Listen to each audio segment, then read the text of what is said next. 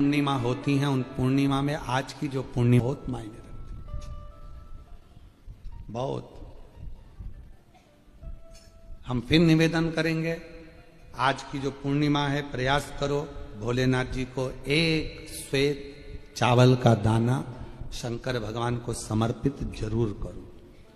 और रात्रि के समय पर जब चंद्र पूर्ण आनंद के साथ में हो और यदि कोई शरीर में बहुत ज्यादा कोई रोग ग्रसित हो गया है, कोई चर्म रोग हो गया है, कोई शरीर में कोई भयंकर रोग हो गया है, तो छोटी सी बेलपत्र शंकर भगवान पर चढ़ी हुई चंद्रमा की रोशनी में चंद्रमौलेश्वर महादेव का नाम लेकर औषधि के रूप में उसको चबा चबा कर खा लो चंद्रमा की रोशनी में।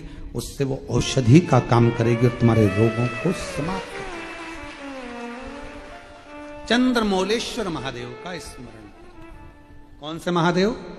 चंद्रमौलेश्वर। और चंद्रमौलेश्वर महादेव की चंद्रमौलेश्वर शिव उपासना ये बहुत। और आज तो पूर्णिमा है, बाबा की बड़े आनंदमय स्वरूप है। चंद्र की रोशनी में आप लोग तो खीर खाते ही हो, पर साथ में एक बेलपत्र का प्रयोग भी जरूर कर कर देखो, वो आपकी जिंदगी में ना जाने कितने रोगों को समाप्त कर देगी, कितने रोग। पर वो बेलपत्र छोटी लेना, ज्यादा बड़ी बेलपत्र नहीं लेना। छोटी सी बेलपत्र लो, शिव पर चढ़ी हुई श्री शिवाय नमस्तुभ्यम बोलकर चंद्र पूर्णता में जब हो, रात्रि के समय पर एक बेलपत्र चंद्रमौलेश्वर महादेव का नाम लेकर उसको चबा चबा कर, जिसको खाने पर मुंह में छाले हो जाते हैं या छार छार हो जाता है तो उसको पीस लो, पीस कर बाहर बैठकर गोली लेकर उसको पानी से निगल जाओ, पर उसको खाओ औषधि के रूप में। कहते हैं पूर्णिमा की रात्रि की चंद्रमा की रोशनी एक ऐसी रोशनी होती है जिसमें जितनी औषधीय पौधे होते हैं उसमें एक बल उत्पन्न हो जाता है जो हमारे शरीर के सारे रोगों को समाप्त कर देता है, सारे। आपके यहां खीर रखते हैं, हमारे यहां हम हमारे कुबेरेश्वर धाम पर हम बेलपत्र रखते हैं रात्रि के समय पर। और वही बेलपत्र जब कोई बहुत ज्यादा तकलीफ में होता है तो वही बेलपत्र का चूरा बल सूख जाती है, उसको दे देते हैं, भाई यही पाते रहो। वो औषधीय तत्व है। आप लोग छत पे खीर रखो, हम बेलपत्र रख देते हैं, अमृत इसमें, वो तो पहले से ही तो बेलपत्र और बलवान हो जावे और आनंदित हो। औषधि।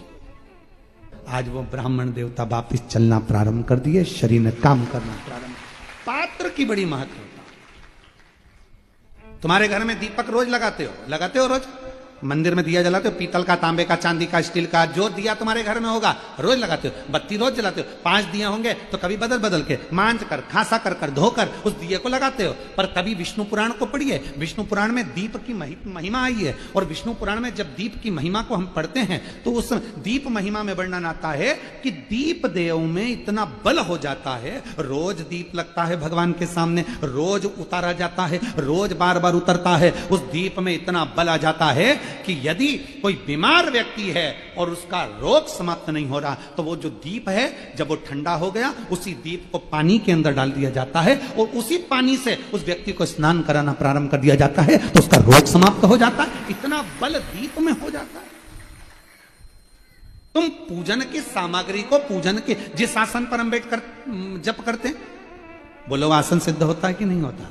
जम के तो बोलो। जिस माला पे हम जप करते हैं वो माला सिद्ध होती कि नहीं होती है? माला सिद्ध हो जाती, आसन सिद्ध हो जाता है, वस्त्र सिद्ध हो जाता है। कितना कितना भाव का। शास्त्रों का अध्ययन करने वाला व्यक्ति इस सब चीजों पर स्मरण करता है कि दीप, हम कहते हैं तुम्हारे घर में ज्यादा दीपक बढ़ाने की जरूरत नहीं है, जो तुम्हारे यहाँ 4-5 दीपक हैं उसी से आरती पूजन सब करा करो। बहुत कीमती सी चीज आपको दे रहे हैं गुरु पूर्णिमा के अवसर पर, बहुत कीमती सी चीज दे रहा है। प्रैक्टिकल जरूर करना कि सियोर वाला महाराज झूठ तो नहीं बोल दिया। बहुत कीमती सी चीज है, पर हर जगह पर उसको प्रयोग मत करना। हर जगह पर उसका प्रयोग मत करना। उसका प्रयोग करना जब बहुत ज्यादा उलझन में हो, बहुत टेंशन में हो, बहुत तकलीफ में हो और तुमसे कोई भिड़ रहा है, तुम्हारे ऊपर आक्षेप कर रहा है, तुमको बहुत तकलीफ दे रहा है और उस समय पर तुम अगर कुर्सी पर बैठे हो, सोफे पर बैठे हो, सिंहासन पर बैठे हो, तो अपने पुरुष अपने सीधे पांव का और महिला अपने उल्टे पांव का अंगूठा पृथ्वी पर टिकाकर अशोक सुंदरी का स्मरण कर ले। उतनी देर में आपका जो मन का टेंशन है, चिंता है, जो सामने उलझन आकर खड़ी है, 7 से 8 मिनट लगता है, धीरे धीरे धीरे धीरे हल होना प्रारंभ हो जाता है। मां त्रिपुरा सुंदरी जब माता सुख सुंदरी के स्वरूप का दर्शन करी, मां त्रिपुरा सुंदरी जब मां सुख सुंदरी के स्वरूप का दर्शन करी, विद्या महाविद्या माता त्रिपुरा सुंदरी स्वरूप का दर्शन करी, अशोक सुंदरी। और किस समय पर दर्शन करा? जब मां पार्वती की गोद में माता अशोक सुंदरी बैठी हुई थी। और माता पार्वती जी की गोद में जब अशोक सुंदरी बैठी हुई थी और त्रिपुरा सुंदरी को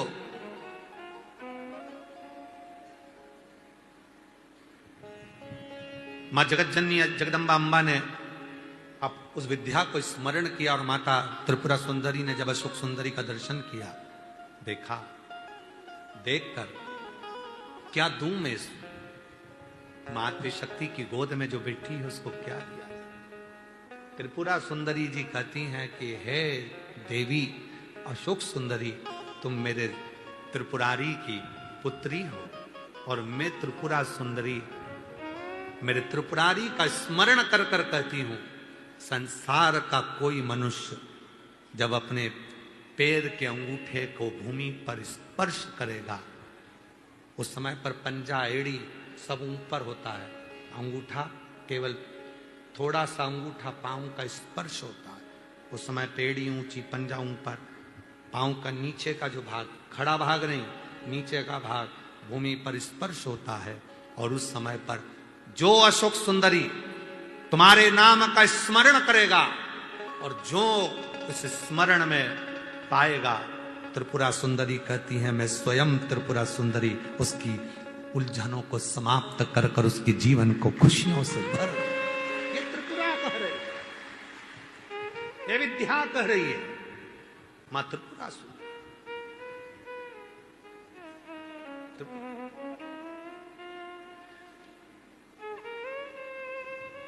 कितना कितना महाराज आप लोगों से निवेदन करें, बहुत विनय। शरीर में रोग आ गया ना, आ जान दो, बीमारी वो बहन से मिलो जिस बहन को सारे डॉक्टरों ने कैंसर कह दिया, शरीर में कैंसर फैल गया, कीमो तक लगवा लिए, डॉक्टर कहा कीमो तक लगवाए, दवाइयां ली, कीमो करवाए और कितने 7-8 कीमो करवा लिए, तब भी फिर डॉक्टर ने कह दिया 6 महीने की मेहमान। कीमो हो गए, इलाज हो गया, वो अभी आई थी, कीमो हो गए, इलाज हो गया और फिर डॉक्टर ने कह दिया 6 महीने की मेहमान है, घर ले जाओ। घर ले गए, विचार करा, एक बार सीहोर आए, रुद्राक्ष लिया, कंकर शंकर पूजन कर ली, घर गए, लोटा भर के जल चढ़ाना प्रारंभ करा, जल पीना प्रारंभ करा, रुद्राक्ष का जल लेना प्रारंभ करा, फिर विचार करा अब एक बार दिल्ली जांच करा लेते हैं। फाइल लेकर दिल्ली पहुंच गए और दिल्ली के कैंसर हॉस्पिटल में जैसे ही फाइल दी और डॉक्टर ने जैसे ही फाइल देखा, जांच करी और जो जांच करना प्रारंभ करी, अंदर से पानी निकालकर जो जांच करना प्रारंभ करी, तो डॉक्टर ने सारी फाइल नील कर दी। शरीर में एक रत्ती का भी कैंसर नहीं है, पूरा कैंसर समाप्त है, कोई कैंसर। विश्वास। अभी हम उनसे पूछ रहे थे कि बाबा पर तुम्हारा इतना भरोसा? हाँ, आपने कहा था सुख सुंदरी वाली जगह पर हाथ लगाना और हाथ लगाकर अपने शरीर पर लगाकर श्री शिवाय नमस्तुभ्यम कहना। मैं रोज करती हूँ, प्रतिदिन करती हूँ। वो करी थी मेरा छोटा सा बच्चा, डॉक्टर ने 6 महीना दे दिया, मेरे बाबू को कौन संभालेगा, मेरे बच्चे को कौन संभालेगा, मेरे बेटे को कौन संभालेगा, जिसको उसका पति गोदी में रखा था। मैं अपने अशोक सुंदरी की जगह पर हाथ रखकर कहती थी बाबा मेरे बच्चे के लिए मुझे प्राण वापिस दे दे। कौन सा? कौन? महाराज, वो तो आज का समय हो गया जो कई मंदिरों में भगवान शंकर के शिवलिंग को स्पर्श नहीं करने देते। कई मंदिरों में भगवान शंकर के शिवलिंग को स्पर्श नहीं करने देते। शिव पुराण की कथा कहती है, जब स्त्री हो, पुरुष हो, बेटी हो, बेटा हो, स्वस्थ हो, बीमार हो, पशु हो, पक्षी हो, जानवर हो, चाहे जलचर हो, चाहे थलचर हो, चाहे वायुचर हो, जब किसी शिवलिंग का स्पर्श करते हैं और याद करते हैं, उसी समय से संकट कटना प्रारंभ हो जाता है।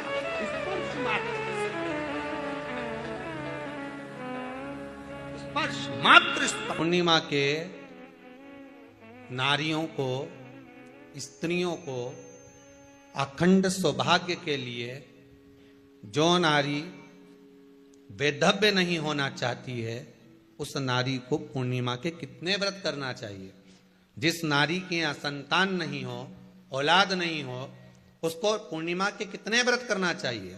जिस नारी का पुत्र, पति बहुत बीमारी से ग्रसित हो, लग रहा हो कि ये मेरा बेटा बहुत बड़ी बीमारी में घिरा हुआ है, तो नारी को कितने व्रत करना चाहिए? स्वयं भगवान कृष्ण ने माता यशोदा को द्वापर में भी बताया है कि पूर्णिमा के 32 व्रत होते हैं। कितने व्रत होते हैं? 32।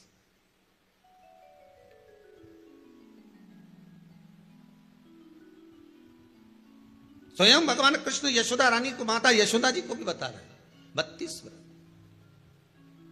अब आपको किसी ने बता दिया होगा कि 8 कर लो, 7 कर लो, 6 कर लो, 12 कर लो, इसलिए आपने बोला कि 12 कर लीजिए, 32 कर लीजिए। अरे यहां तो द्वापर की कथा भी कहती है। यशोदा जी ने एक बार भगवान कृष्ण को रोक कर कह दिया, ए कन्हैया रुको। कन्हैया बोले, बोलो मां क्या बात है? कन्हैया जरा रुकिए, इधर आओ जरा। भगवान कृष्ण आए। हाँ मां बोलिए। किस जगह का प्रसंग है ये? जिस समय पर राधा रानी कुरुक्षेत्र में नंद बाबा और यशोदा जी को लेकर कुरुक्षेत्र के कुंड में, ब्रह्म सरोवर में स्नान कराने के लिए लेकर जाती है, ग्रहण का समय पर। और जब भगवान कृष्ण उस कुरुक्षेत्र के उस सरोवर में स्नान करने आते हैं, तब यशोदा जी ने अपने लाला से प्रश्न किया है, पूछा है, नारी वेधव्य होकर ना मरे,